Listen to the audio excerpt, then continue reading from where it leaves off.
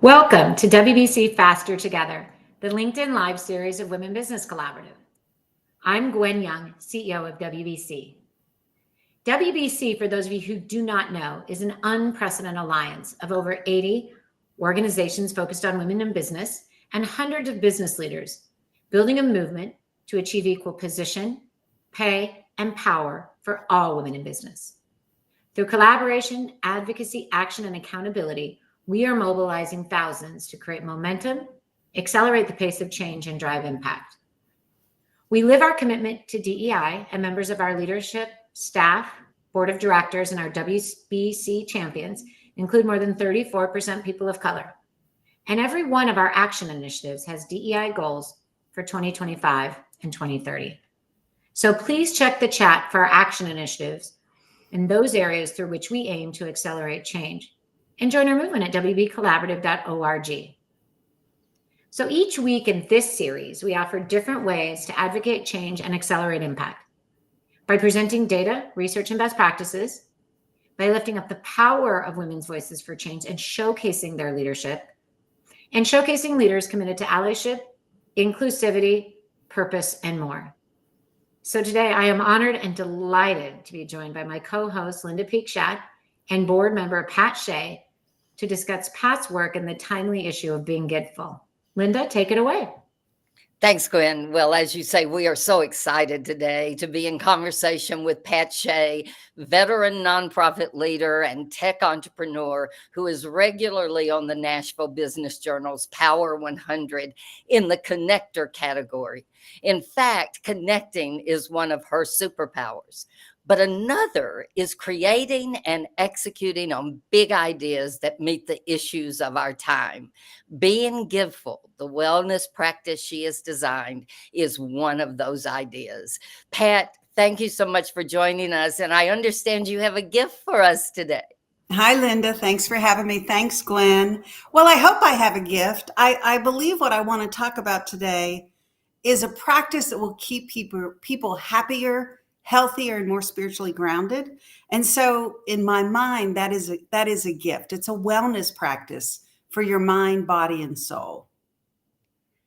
Well, the word giveful is an old English word, and that seems to be a good place to start with that definition. What does that word mean, and how has it been the foundation of your work? Like you said, it's an old English term, and it means filled with a giving heart. I have taken that concept and redefined it into my Being Giveful terminology. And for me, Being Giveful is the continuous, conscious, creative giving of yourself to others while being open to receiving. And that's a key point. So it's continuous giving because it's not really one single act. It's more a state of being. I call it conscious because you really need to be aware of your surroundings. Like you need to see the opportunities that exist every day for you to be giveful. I know, Linda, we've talked about it. I always see women in need, but my sister-in-law sees trash. I mean, she's an environmentalist, so she's picking up trash everywhere we go. But you also have to be aware of your own superpowers, your own gifts, those things that you could give easily and naturally to people around you, things that you find fun to do. And then it's creative because you get to bake up how you do it. And as I mentioned earlier, and I think this is the part that's the hardest for women, I want people who are being giveful to be open to receiving on the back end. You know, when you give, you create space for more gifts. That's right. And I want to ask why being giveful is so important in these times. Why practice being giveful in 2024? That's a great question. So I'll give you a personal reason and then I'll give you some data. I think these are heavy times. This is me.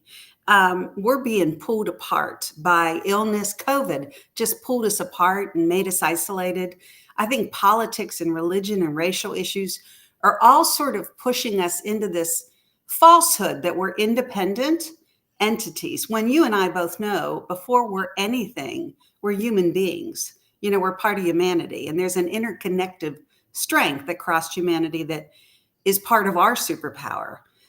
Even the Surgeon General today is talking about separation, isolation, and loneliness as being the key health issues of this generation. And I feel like sometimes as a single person, we don't think there's anything we can do to make a difference. But I think being giftful is a way for you to make a difference. I actually think it's kind of the currency of our soul. It's the way that we care for and connect to people continuously. And then, like I said, a very important part is you're receiving. So it's also it's a practice of self-care, because those who give receive. And once you realize that, it's like that energy, you want to be open to it at all times. So I think it's a way that we manage a lot of the stuff that's going around on a very individual basis. Well, you have established the need beautifully with that answer and given us the foundation with the definition of being giveful.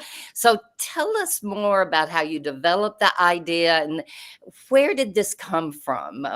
How far back in your life does this idea begin? It's funny. It's kind of like it's been with me for my whole life. And I've gotten to this point almost, I should have predicted it. I grew up one of 8 kids, and we had one bike, one bathroom, one car. So I sort of grew up in a community, and in a community, you understand systems thinking. And so the giving and receiving is natural if it's going to be a healthy community, right? And then I went into the nonprofit space. I raised a lot of money. And then my last full-time position, I was the co-founder of a tech startup, and we automated workplace giving and volunteering. I was doing interviews with really powerful, successful women about their philanthropy. I'd ask them why they gave, what was their philosophy. And then I would say, tell me a story where you're in the middle of your giving. My final question is, what did you get from that generosity? What did you get from your giving? And that was when the whole dynamic of the interview changed. That was where the really fabulous stories came. And so, I'm talking to women who've started schools in India or who built libraries. But then when they told me the impact it had on them personally, that was when we cried. And I'll give you a great example. There was a woman who said she was running a tech company. She was uber successful, but she said that she started a local food bank. And once a month, she would make her 2 boys and her husband go to the food bank and prepare food. And they did it for 10 years. And during the teen years, her kids, she said they would complain and she would make them go. And anyways, I said, what did you get from all of that? I mean, that was a commitment that you made. And she said, I'm now retired. I'm a grandmother. And once a month, my son and my grandchildren pick me up and we go to a food bank and prepare food and feed people who are currently without a place to live. And I just thought, wow. And even as she told me that, she was in tears. So it's really that aha that I've heard it all my life. I've seen it in the philanthropy I've experienced, but people who really give out of love, who give freely the gifts they've been given, receive back much more than they gave. Well, give us an example of how that has worked in your own life. I know that you have great examples where you have felt that receiving after giving. Well, I'll give you a simple example, and then I'll give you maybe a little more complex. My mom is in assisted living right now, and I was taking her groceries up. It was hot. I had her flowers, and I was literally taking her groceries, picking up her laundry, and I was in a bad mood. I was feeling sorry for myself. And this gentleman, older, probably, he must have been 100. He gets on the elevator. And I looked at him and I was kind of caught between feeling sorry for myself and sort of a feeling of compassion for him. And I thought, this is a moment when I could be giveful. And so I spoke to him because that's one of my gifts. I can talk to anybody. And I just said, hey, hello, sir, how are you? And he looked at me and he said, I'm great. But whoever you're going to see, you are going to make them so happy. And he just brought this smile to my face and made me realize, this act of kindness that I was doing for my mother. So then he gets off the elevator and I let him go first. I pick up all the groceries. I run into him in the hallway and I said, I'm so sorry. I don't want you to think I'm following you. And he said, this happens every time I meet a pretty woman. Well, I was belly laughing. And so by the time I got to the door, my whole mood had changed. I thought I was being giveful, but really he gave me the gift of seeing me. He gave me the gift of laughter. And then he told me I was pretty. And it changed the way I interacted with my mother. It altered my whole day. So that's a perfect, simple example of Yes. being giful. I think on sort of a bigger level, as you know, because you know me well, I really think my purpose is to try to be the best human I can be. And I think my how right now is helping people help others. And being giful is my way. I think if I can teach people, if I can get them to see what they already know to be true, and they practice being giful on a frequent basis, it's good for them and it changes the world. I think you're right, and I hope the complex example you're going to give is the voting commission example. Can you tell us about that? Well, this is probably, I kind of think of this as more creative. Okay. John and I were voting, and we had to wait 45 minutes. We finally get to that woman who takes your driver's license. And I said, thank you for serving. How's the day going? And she said, oh, it's fine. Everybody's wonderful. And I said, well, I really appreciate you, taking your day. And she said, well, it's absolutely wonderful, except the library doesn't have any coffee. And so as we were leaving, I looked at John and I said, you know what we have to do? We have to go get coffee. So the next thing I know, we're at Starbucks. I walk in and I tell the gentleman behind the counter, I want 2 of those big coffee containers. And he says, ma'am, you would have needed to call those in last night. We don't make them on the spur of the moment. So I said, well, I'm trying to take coffee to the poll workers. Well, he went and got the manager. The next thing, all of Starbucks is helping me build this mobile coffee bar, because that's one thing about Gifted. It's very contagious. I got back to the library. I set up a coffee bar. I walked over to the woman and I tapped her on the back and I said, excuse me, I brought you some coffee. I knew she would smile. I didn't expect her tears or her hug. And when I got back in the car, John said, how was it? And I said, the only thing is I just want to do it again. It was perfect. But the feeling, and that's the first gift of being gifted, the feeling that you get inside, because we're wired to be gifted, is you really got to stop and appreciate that warm feeling and believe that I have opened myself up to more gifts from the universe. Yeah, I want to talk about some of the other examples, but first, let's talk about how people have responded to this idea. As you have given your speeches and talked to people about being giveful, what kind of response have you gotten from them? Well, it's been mixed. So my mother loves it. My 96-year-old mother loves it, and she's going to ask about this talk. I spoke to AWIN, which was a group of women, and I got a really high rating, and I had people texting me and calling me saying, we've already implemented being gifted in our workplace. I was walking with a woman and I was explaining gifted, and she said to me, well, during COVID, I had to give up my joyful giving because I lost a lot of income, but I did continue to tithe. And I thought that was interesting, that tithing wasn't gifted. So we talked about that. And I hope she did what we talked about, and that's going back to her church to make her tithing giveful. It would be sad to think that you're giving and not getting back the joy. And then I've had some really interesting conversations. I have a very good friend, a very devout Christian, who really fought me on the idea that those who give receive. She said she was raised to believe you give with no obligation. And I said, well, that's not what I understand is in the Bible. And I don't think it's the unifying principle in the universe around giving. So she left me, and like 3 hours later, I started getting Bible verses, and she's like, you are so right. Those who give receive. So it's fun. It's fun. And I mean, mostly people get it. I think the other thing that's unique is putting it in the wellness place. It's not just philanthropy, and it's not just a spiritual practice. It really is a practice of self-care. And that's unique to people and new. And a key part of that is that being giveful is not transactional, right? It is, yes. Can you talk a little bit about that? And I think you have a story about it as well. Well, it's not quid pro quo. I'm not giving you something expecting you to give it back to me. And like I said a minute ago, the real gift is that first initial feeling. But the gifts just come, the way that you see your opportunities, you also need to see the gifts, right? So Zach and I went shopping right before Christmas for his girlfriend. So I was being gifted. Zach, Zach is my son. Thank you. So he went with me to pick out her Christmas present, right? So then we went to eat, and this was a great parent moment. When the check came, Zach picked up the check. Yay, right? That's a marker for a parent when your adult child starts to pay. I had left over half a pizza. I left him and went to Dillard's. I'm standing there returning something, and the woman says to me, "Boy, I love that restaurant." And I said, "Yes, it was great." I said, "I got a pizza, but I only ate half of it." She said, "It's my favorite." I said, "Well, do you want this pizza?" She said, "I would love it. I haven't had a break. It's the holidays. I haven't had anything to eat." She takes the pizza, gives me a hug. I walk away, and 10 minutes later, someone taps me on the shoulder. It's another clerk. And she said, "My manager said you were looking for brown pants." And she hands me 4 pairs.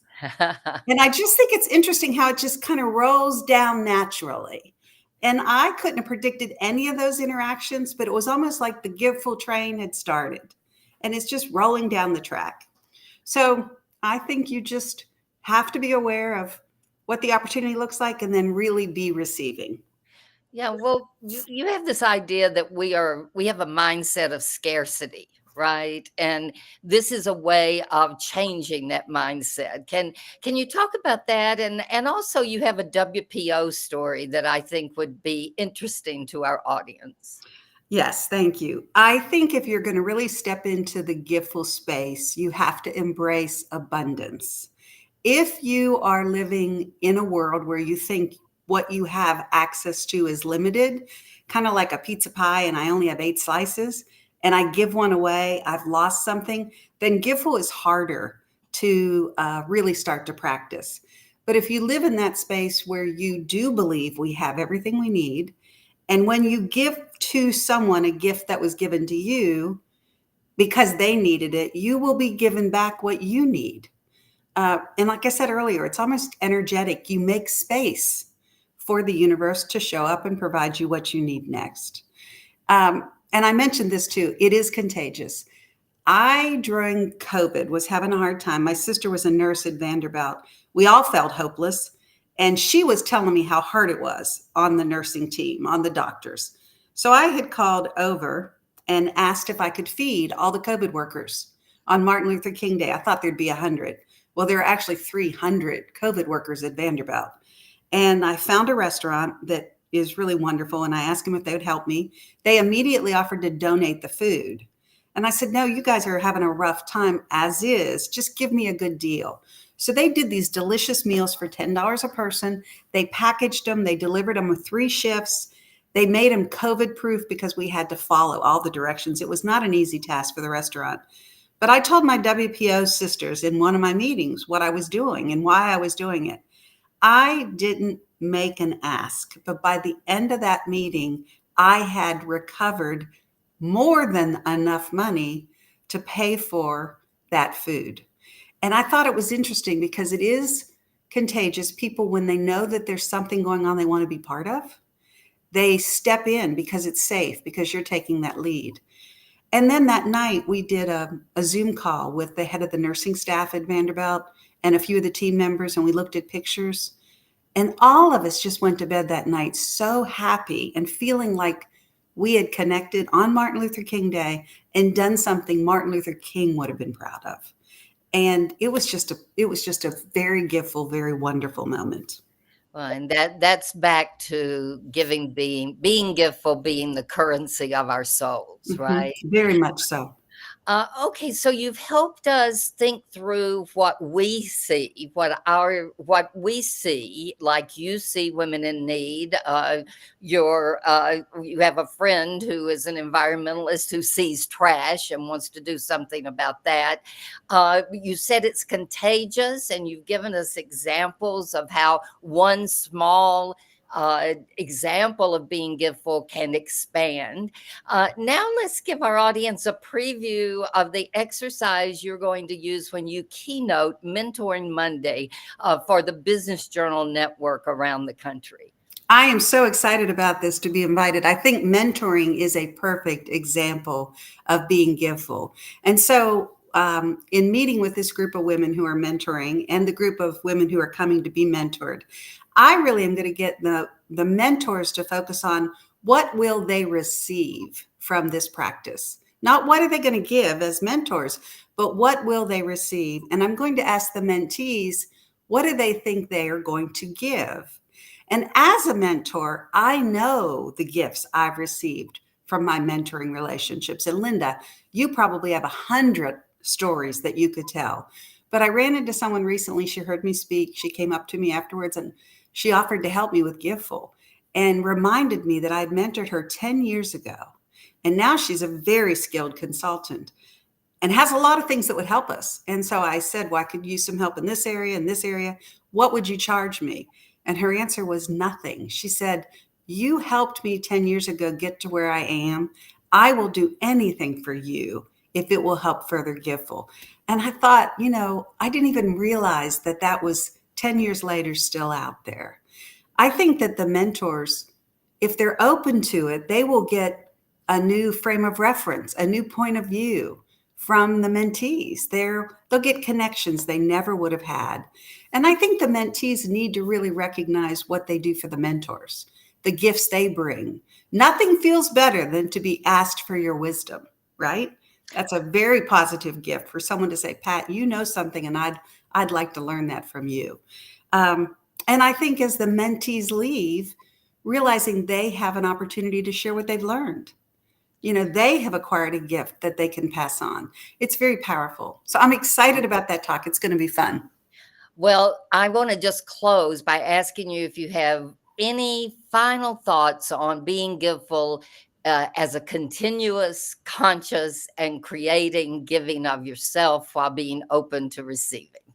Yes. It is so simple. Just try it once. Start where you are. Use what you have and see what happens.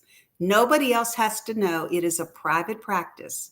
And then as you feel the success of being giveful, grow your examples, make them larger, and start to invite other people in. You'll be surprised at what it does. It will make you happier, healthier, and I promise more connected to everyone around you. Thank you so much for being with us, Pat, today. And Gwen, I'll send it back to you. Thank you.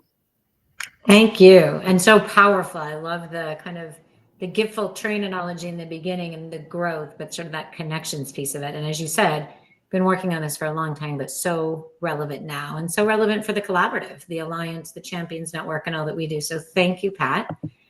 Thank you, Linda. And thank you, everyone, for being with us today. Glad we can do this virtually. So we invite you all to wbcollaborative.org to learn more about our initiatives to increase women in the C-suite and the boardroom, to address the underrepresentation of women in STEM and capital allocation, and to advance the pipeline of women leaders that are going to bring gender, pay equity, diversity, equity, inclusion, and connection to the business landscape. So join us weekly to keep up to date on our work and the progress. Next week, we will be talking about allyship in the workplace and continuing the celebration of Black History Month. But please follow us on social media at wbcollaborative.org. We're on Instagram, Twitter, and LinkedIn. Have a wonderful Thursday, and I'm happy to be connected to all of you. And let's continue our practice of being giveful for everyone. Thank you both, Pat.